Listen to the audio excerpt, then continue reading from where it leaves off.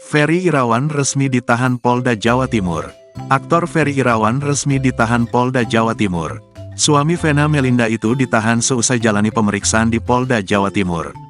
Sebelumnya, Ferry Irawan telah ditetapkan sebagai tersangka kekerasan dalam rumah tangga terhadap sang istri Vena Melinda.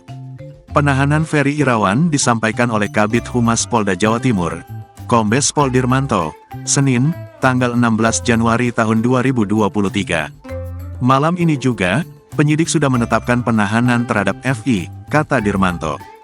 Ferry Irawan sempat beralasan sakit ketika menjalani pemeriksaan perdana. Kabid Dokes, Kombes Pol Erwin Zainul Hakim menegaskan jika Ferry Irawan berdasarkan hasil pemeriksaan tidak memiliki riwayat penyakit. Dan karenanya, Ferry Irawan bisa langsung dilakukan penahanan untuk dilaksanakan proses lebih lanjut, sehingga tidak ada kendala di bidang kesehatan, tutur Erwin. Secara medis tidak ada kendala untuk dilaksanakan tahap-tahapan lebih lanjut daripada penyidikan, lanjutnya.